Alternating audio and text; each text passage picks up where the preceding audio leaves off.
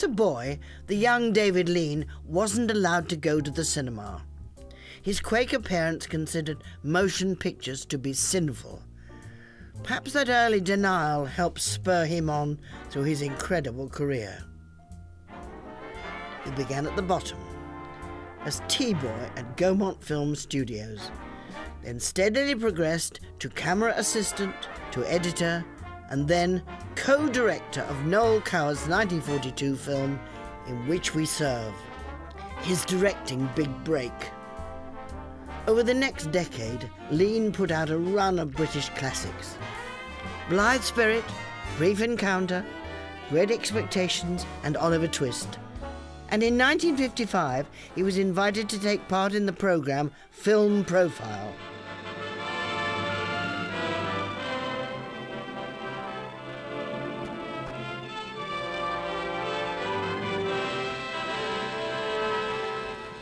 Do you remember Brief Encounter, In Which We Serve, Oliver Twist, Sound Barrier, and Hobson's Choice? Because these are just some of the films made by David Lean. Sitting where his actor normally sits and feeling happy? No, I don't really like it at all. I feel that at any moment I'm going to get up and just go behind the camera there and leave you to it. Well, I tell you, before you do escape us, we would like, David, to make this quite personal. Some of the things you have liked making, some even that you may not have liked making, some of the problems you've had, and get your view on this business of film making. To start with, is a director's life as ulcer making, as people say? No, I must tell you, I've never had an ulcer. I hope I never do, but I enjoy this job more than anything I can imagine. I think I'm very lucky. In fact, if I had the money in the bank, I would pay the film people to engage me. Are you? You mentioned money then. Are you concerned with money as a director? Well, you always have the pressure of money behind you, because making a film is a very expensive business, and if you've got an expensive cast, it can go up to... I have worked on films that the running cost is £2,000 a day. Now, if when you're making that film you hear those pounds clicking into a till all the time, you can lose your head. Now, you as the director are really the coordinator, aren't you, of cameras and lights and artists and so on?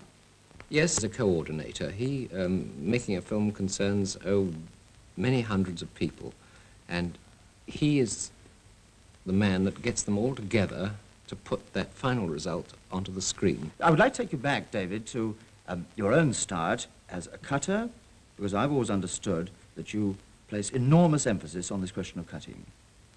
Yes, well, personally, I enjoy cutting almost as much as direction, I think. I find it a fascinating job.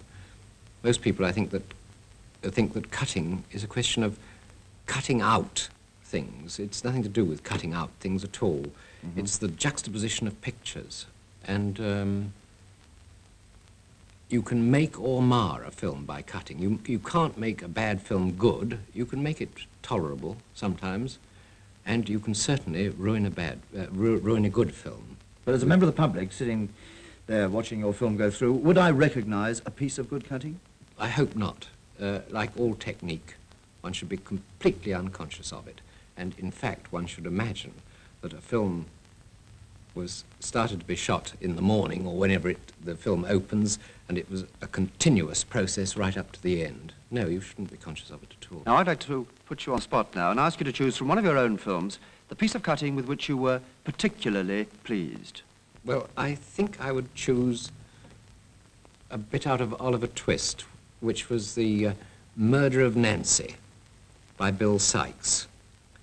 This hasn't got a word of dialogue in it, and it is just cutting, just going from one picture to another, so that those numbers of pictures tell a story. Oh, I've been true to you. On my soul, I have. Give me time.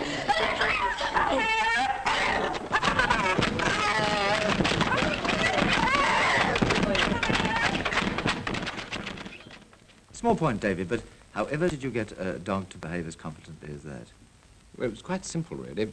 When we found the answer, this dog was the most lethargic dog I've ever met, and he was meant to be terribly fierce. And somebody had the bright idea of going into the property department, and in the property department, they found a stuffed cat. Now, we brought that onto the set, showed the dog the cat, and it went raving mad. So all we had to do was to hold the dog, open that door he was trying to scrabble through, and show the dog the cat, shut the door, shove the cat's tail under the door, waggle it. I said action. We withdrew the cat's tail, and the dog just went like a bomb after this cat. It's a very bad story, I think, to tell, really, but... Well, I still think he's a very a long time competent ago. performer, and I hope you've got him slapped under contract. Now, you draw our attention to the lack of dialogue.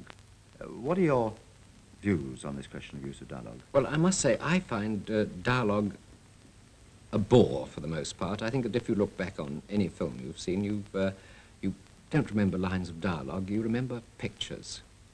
And incidentally, I think people in the movie business are going to concentrate more on pictures than on dialogue, because fortunately, you boys have got to sit people down like me and have them talk and talk and talk. Well, I think we can beat you by showing pictures. At least I hope so. You're the enemy. Let's talk for a moment about the problem of directing artists. Now, you yourself were never an actor, were you? No, I was never an actor.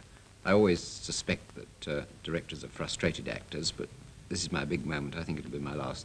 But don't you feel diffident telling an actor how to do his job? Oh, when I started in directing actors, I expected at any moment they'd turn around and say, "What on earth do you know about it?" And I would have said, "Well, I don't." Really give them a mood to interpret and let them do it in their own way? Well, it's several things with actors. First of all, I suppose that all of us are wonderful actors in our bath. But as soon as you have one of these horrible instruments pointing at you, or as soon as you're on the stage, you start to become paralyzed. And it's half the director's job is taking the nerves out of actors, because nearly all actors are very, very nervous when they start making a picture. The sweat will pour off them. You will see the cigarettes in their hands, or if they have to have papers to hold, you will see them start to shake. Mm-hmm. And it is a terrifying instrument. Well, now the director's got to break that down and make them feel completely at ease.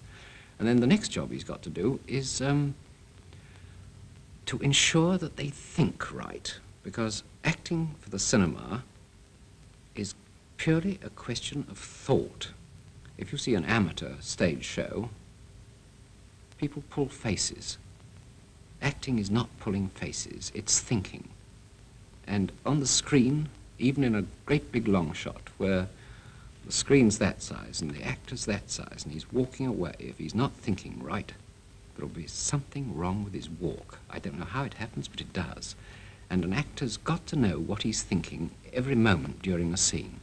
Now, I watched you direct once, and there was none of this flamboyant shouting at actors. You talk very quietly indeed. That, I take it, is deliberate. Yes, it is deliberate. What I'm really doing is I'm tickling a talent. I'm trying to draw their imagination out. That's a nice idea. They'll rehearse a scene, and I'll say, yes, that's fine. Now, try to give it a bit more edge. Try to do this, try to do that. And then gradually, Carol Reed uses a wonderful expression. He says that getting actors ready to do a scene is rather like lining up horses at a tape. And when they're keyed up to a certain point, boom, down goes the tape, up they go and off they go. And if the camera's not ready or the sound breaks down, as it very often does, well, that's the end of the game, because you have to start all over again. Yes, that's right, yes. I would imagine that a director can obviously make or break himself by the casting. Is casting done largely by hunches?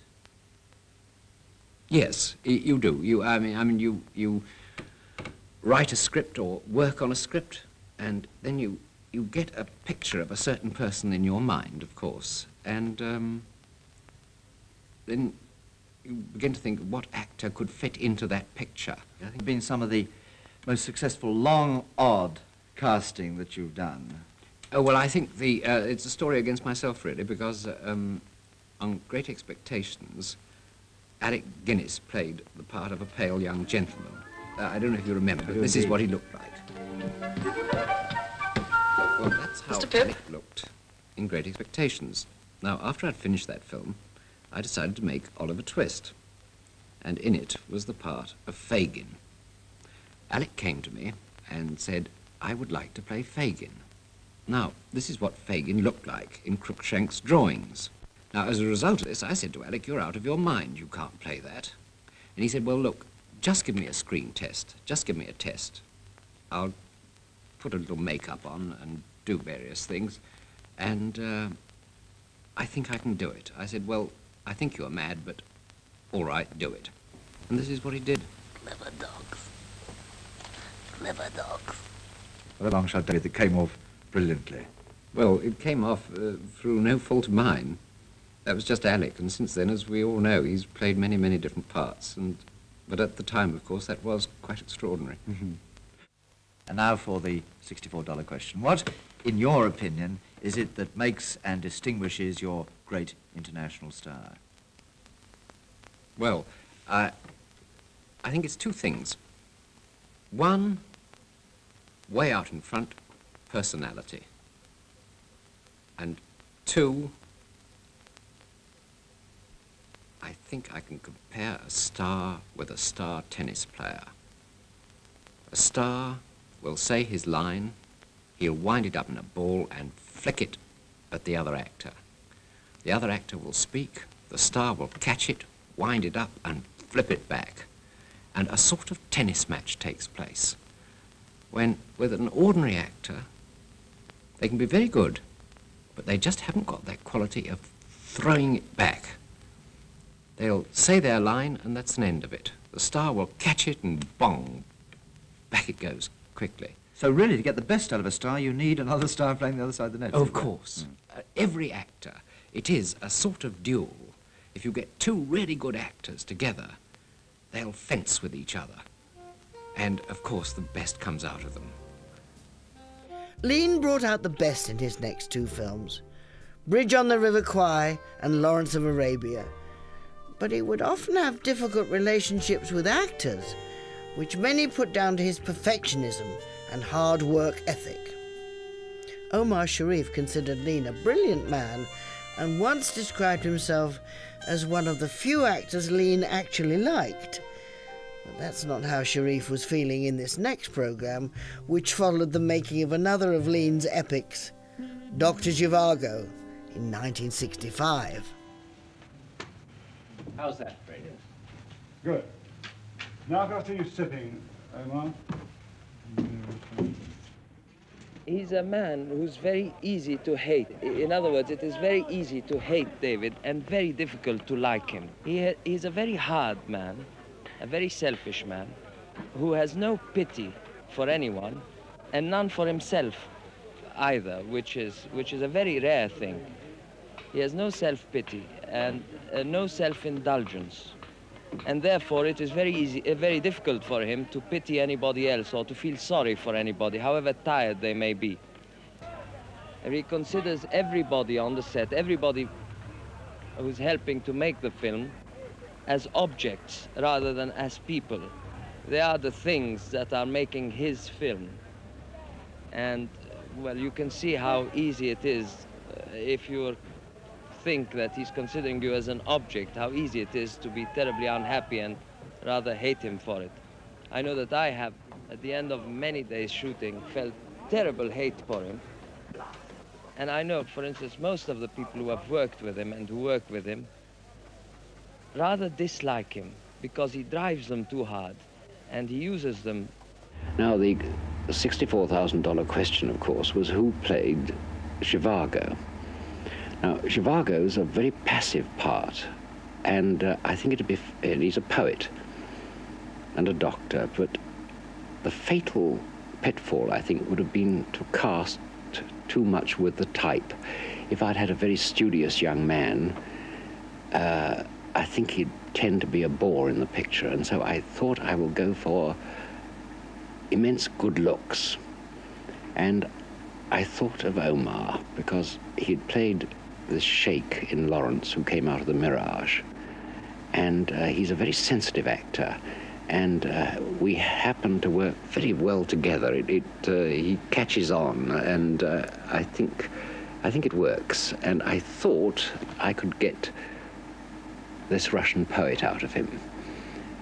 And I backed that hunch. A lot of people thought I was mad. He never loses his temper. I've very rarely seen him lose his temper. He's just more or less, seems to be at the same pitch, sometimes terribly worried, obviously, but more or less at the same pitch. But he's certainly intimate. Not a man, but I mean, director, very intimate. I don't know him socially. I only know him as a director. Because he's very quiet, retiring. Leads a very retiring life, as far as I can see. I mean, I don't know, he might be up every night and boozing away, but I don't think so. He takes you away and sort of quietly talks to you about exactly what he wants, and then he'll say to everybody, now shut up and go away and leave. And look, thousands of coppers at the back. Get them all out. Okay. Yes, right. Okay, let's get everybody up and start some hands to be on. You know, all the wanderers, all of them, out. Now, very quiet, silencio.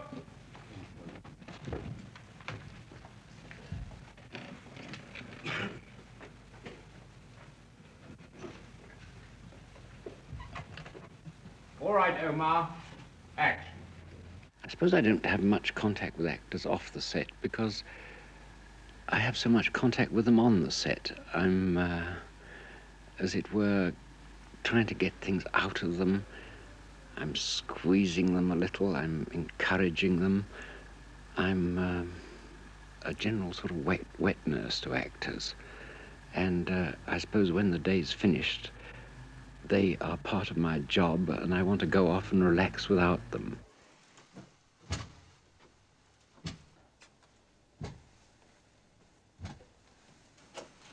In a couple of weeks, you'll be with your little girl. If I can get on a train. I want to be with Katia more than anything in the world. Yes, of course. But now that we're going, I feel sad. Sad. Really sad. Well, we've been here some time. Yes. This must have been a lovely house once.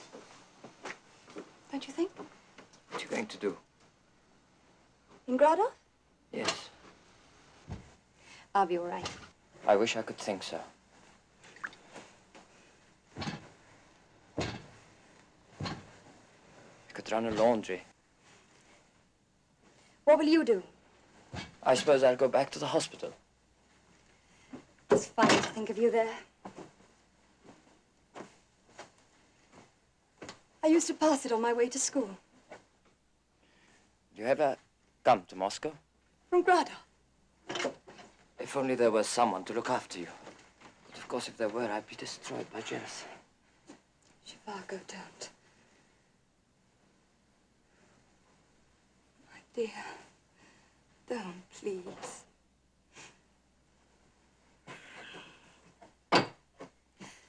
Now look what you've made me do.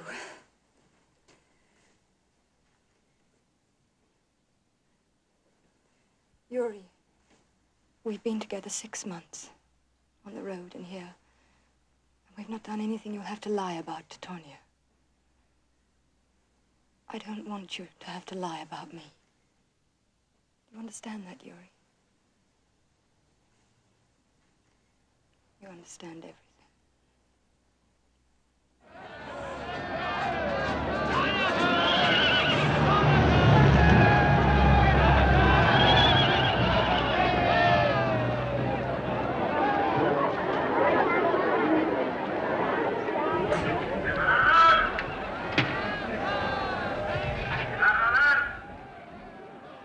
MGM welcomed Lean's decision to film the bulk of Dr. Zhivago in Spain, a country that hasn't yet priced itself out of the epic market.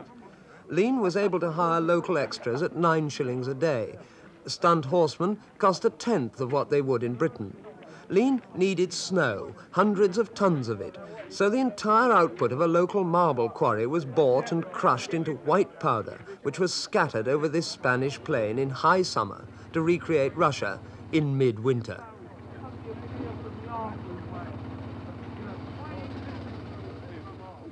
A forest of trees was sprayed with white plastic snow.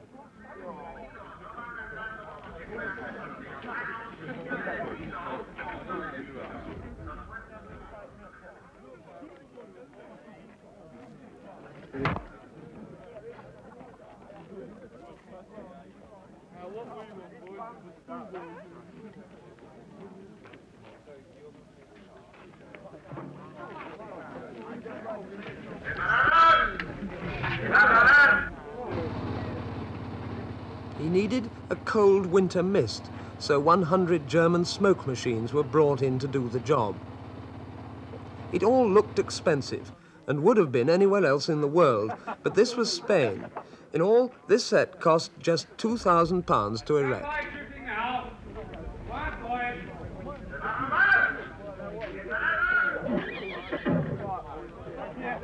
Lean was hard at work. Yesterday I was out on a country road with 400 soldiers and a cart. Now, I had to make a scene out of 400 soldiers and a cart. It's not all that easy. It takes time. But once I've decided on the plan, we're off and we shoot fast. And that's it. And of course, there's this awful pressure of money all the time, which if I thought about it too much, it'd drive me insane. I always imagine, if I'm not careful, of some ghastly fruit machine with dollars clicking through it and spilling onto the floor every second. Action! Try it again.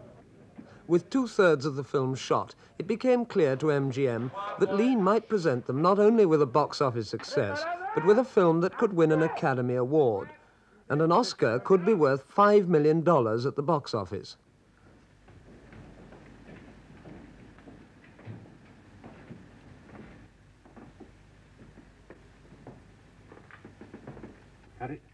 Go. Good. Okay. Open the doors, turn on the fans. Open the doors and turn the fans on, boys.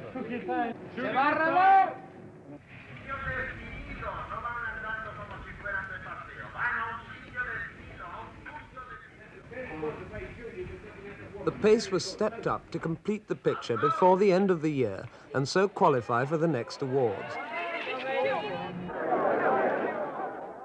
By this time, Lean himself was working 16 or 18 hours a day, 7 days a week.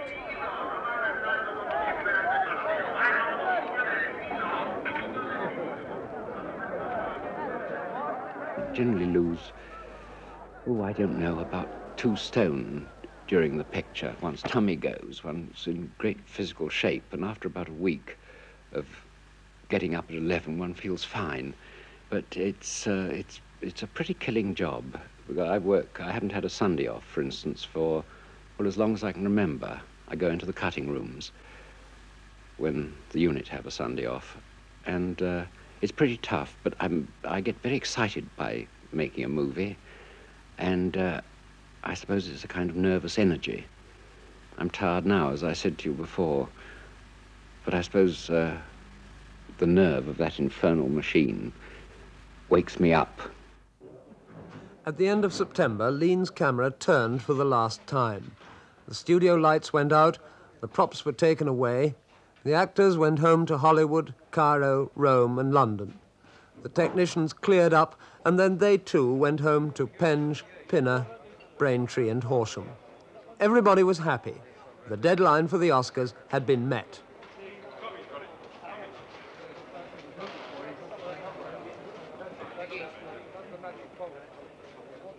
And shortly after everybody had left, the first advertisements for the film appeared. MGM had done what they said they would. David Lean was given the star billing. But there was still a lot of work for Lean. He was to fly to Hollywood to edit the picture there. But the most difficult phase was over. I remember I used to go, when I was young, on a lot of cruises. And they lasted about 2 weeks, and at the end of them it was rather sad because one made all sorts of friendships and so forth and so on. There was a last farewell dinner, etc., etc. Rather sad. It's exactly the same with making a film, but my cruise lasts a year, and I work day in, day out with these technicians who obviously I've become very fond of. We work very, very close together, and at the end of it, the bottom falls out of everything in a way. One's suddenly at a loose end. One thing is good, though, that it's glorious to be anonymous for a moment. Perhaps this time it won't be so easy to be anonymous. Not so easy to slip away out of the limelight and become an ordinary, unrecognized tourist. MGM are creating an image, a box office draw. From now on, David Lean will have to live with that image all the time. After 3 consecutive epics and 3 big international hits, expectations were high for Lean's next film. But although it won 2 Oscars, the critics' reaction to Ryan's Daughter was so negative that it was 14 years before Lean released another film. And that was his adaptation of the E.M. Forster novel Passage to India. And whilst on location, Lean spoke about the project to the BBC reporter Mark Tully. Forster mistrusted movie makers. The film rights were only sold after his death. Lean then spent 18 months writing his script and had to be vetted by the guardians of Forster's masterpiece, the Fellows of King's College, Cambridge. I did the script, and they were very polite, and they asked me to come along after having read it for lunch. And I was just about to start on the fish, and they started in on me, and I said, I'd wish you'd waited till the sweet. And they were very, very nice indeed. And after about 2 hours, they were very kind and just gave it their blessing. How much difference is there between Lean's Passage to India and Forster's Passage to India? He's a writer, I'm a filmmaker. I like movies, and I've tried to make it a movie that I would like to see. The end is different, certainly, but I think I wouldn't be ashamed for Forster to read the script. I think I stuck with his characters, and on the whole, given the limitations of time, I mean, what's one doing? One's doing something in 2 hours, book that thick. It's a sort of sketch of it, and I'm extracting a movie from it.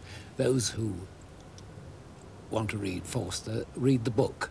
Those who want to go to a movie and don't read, come and see our film. Poor old English, they've had a rough time in the films lately. And it's because, of course, colonialism has gone out of fashion, so it's quite easy to take pot shots of a lot of idiots, stuffy idiots, you know? Yes. And quite honestly, I think Forster did that too. And I think he felt a bit guilty about it. I mean, he certainly had a blast when the book came out. And I'm trying to keep a balance, I don't know. I'm trying to tell a good story, that's really what I'm trying to do. Helping to tell the story is an army from England. They've even imported much of their own food, including kippers for breakfast. But meals aren't the production's only administrative problem. Perhaps the worst is India's notorious red tape. I took my first baptism of fire was going through the customs. You know, it takes about 2.5 hours to get through the customs if you've got any apparatus, as you no doubt know with that thing. And they look at every lens. Are you going to sell this? Yes. How much film have you got? Are you going to sell it? No, I wouldn't have bought it to sell it, and so forth and so on. And after 2 hours, one hates the country. And then, of course, it's wonderful. You have certain problems still with the government, for instance, don't you? That you still have to have someone here checking that you're shooting according to the script. Does that annoy you? They've been very good to me.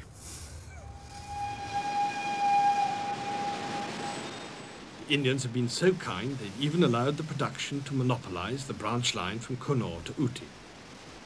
Well, if you are, that's... At 75, Lean's as demanding as ever, taking and retaking scenes until he gets what he wants. That's good, that hat.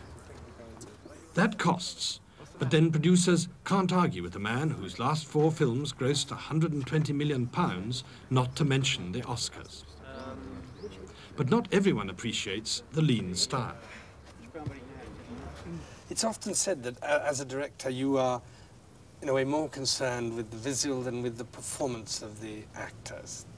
Well, balls. I like spectacle. When I say spectacle, I don't think you can just put on a load of spectacle and expect it to be successful with the public. Of course you've got to have a foreground action. And it's awfully easy for critics to say, oh, the action, the background swamped the foreground. But I don't think I've done that. And you find the public react to, the people who go to see your films react to the spectacular? Well, I haven't done badly, no. Passage to India was an international sensation, described as one of the cinema's greatest ever screen adaptations. In 1984, the year of its release, Lean was knighted by the Queen for his services to the cinema. 4 years later, the great man's 80th birthday was marked by Barry Norman with a special edition of Film 88. How important was it to have been an editor when you finally became a director? It's everything. You know, I often wonder at directors who've never been editors. Because... Oh, really? Well, it's right. I just don't understand how they go to work. Because I'm sitting there, and if I'm directing you, I'm saying, good, good, good to myself. Yes, I can cut to the two-shot there. I have to retake that in the close-up.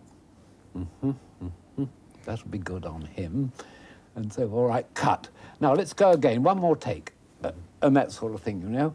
And I kind of piece it together as we're making it. And editing is one of the, if not the, chief of the tools of my trade. An immensely successful film, and another Oscar for you. How important do you think Oscars are? Well, if you have no hope of getting one, they're despised. But if you have, they're very important. That's very honest, I must say. Yes. It's easy to nice. Yes, it's easy to despise them if you're not in the running, isn't it? That's right. Because with the next film, Dr. Zhivago, you very nearly did the hat trick. You were nominated yet again. But on that one, you lost out the Best Picture to Sound of Music, I believe. Was that a little galling? Oh, terribly, you know. Yes, but we got, you know, I tell you what killed us. Dr. Zhivago got the most terrible notices worldwide. I remember the premiere in New York. They gave a dinner at the top of one of the big hotels there, and I said, why are they all reading newspapers? They said, well, the criticisms are coming, and everyone was sitting around the table reading the newspapers. And at the end of the dinner, they all came and sort of shook my hand and said, well, David, I liked it. That sort of thing. And that did nothing to help the film. And it was disaster, and we had MGM then had a marvellous chap called Bob O'Brien, who was the boss. And he said, David, he said, I think this film's great. I'm going to back it. And he said, I'm going to spend another $1 million. And he spent $1 million on publicity and partly on keeping it on at the theatre where you could throw rocks around without loss of life. And first week empty, second week empty, third week started to increase, and the fourth week it was packed. And we took off, and that film earned me more money than all my other films put together to date. Well, it's had an enduring popularity, that film, hasn't it? What do you think it was that gave it that? Well, it's your old thing. I was listening to you a couple of weeks ago. Story. It's a wonderful story, isn't it? Yes, it is. Yes, it is. Oh, yeah. Wonderful. And you want to know what happens next. And wonderful characters, you know? Yeah.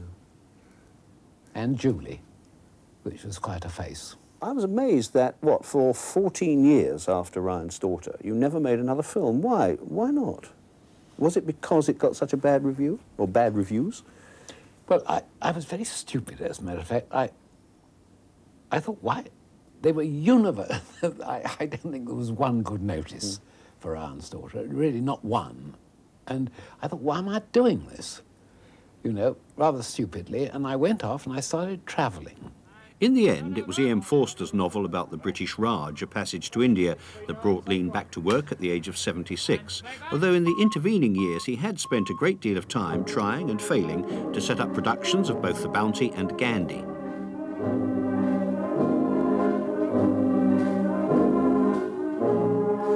Were you pleased with The Passage to India in the end? Sort of. So a lot of people criticised your choice of Alec Guinness to play an Indian. Would you, with hindsight, would you do that again? I don't think really. It's. I think Alec could perfectly well have played an Indian. I think he got scared of it, I remember him saying to me once, "I think you were asking me to give an imitation of Peter Sellers," which in fact I wasn't. Well, it would have been disastrous, wouldn't it? It would, rather. And so I don't think that was one of his best performances, no. In simple terms, Miss Quested, life is a wheel with many spokes, a continuous cycle of life, birth, death, and rebirth, until we attain nirvana. I have contrived a dance based on this philosophy. Do you dance, Professor? Oh, yes. Adela? Oh, Ronnie, you're early. Let me introduce to you Professor Godberly, and this, and that... What happened to Fielding? Where's my mother? And what on earth are you doing? Well, they're seeing the college, and we're eating water chestnuts. Have one. No, thank you. We're leaving at once. You have been criticised by people who say that your films don't actually say a lot, by which I imagine that they have no message for mankind. Is this a criticism that irks you at all? No, not at all. What are you looking for when you're making a film? What do you want to do? I want to make something that, if I went to the cinema and wasn't me, I would enjoy watching. As I told you, I just love movies, and I would like to make good movies. And I think part of making a good movie, or a greater part of it, is a good story, which I know is out of fashion, and good characters. I mean, in the old days, when one went to the movies, one used to feel that one had been out and met some fascinating people. I mean, I saw the other day the Untouchables on an aeroplane, to be quite honest. And I didn't really like it at all.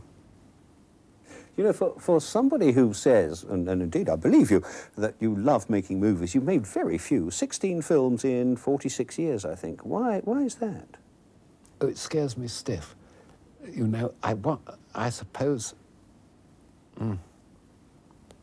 if I take on a movie, I want terribly to do it frightfully well. So therefore, one's got to have a very, very good script.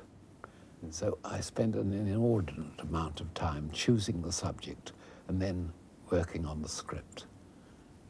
And I suppose it's fear, really, to put your foot in the water. But after all this time and a couple of Oscars and several nominations, I would have thought you could have done without the fear. You could have got rid of that by now. It doesn't work like that, does it? Do you ever get nervous when... All the time, yeah. And you're doing this job? You do, yes. Well, there you are. That's the answer. It's a sort of... it's a difficult job. I mean, I feel fairly at home with you here because I'm sort of feeling my element too. And I know you like movies, but when you see that eye boring into you, it is difficult. And at this minute, my lips are rather dry. It's very difficult. Yes, this doesn't hardly reconciles with another criticism which I've been looking into your critics, and one of them said that you have a dictatorial urge to control every aspect of the film when you're making it. Would you disagree? You might possibly disagree with dictatorial, but would you disagree with any of the rest of it, or would you disagree with none of it? I do like to keep a close hold on everything. And I think that is what being a director is. He's encouraging a talent, encouraging things that he saw in the negative in his mind when he was doing the script, and suppressing things that seem to go against it. And so in that sort of way, I'm a kind of gentle dictator.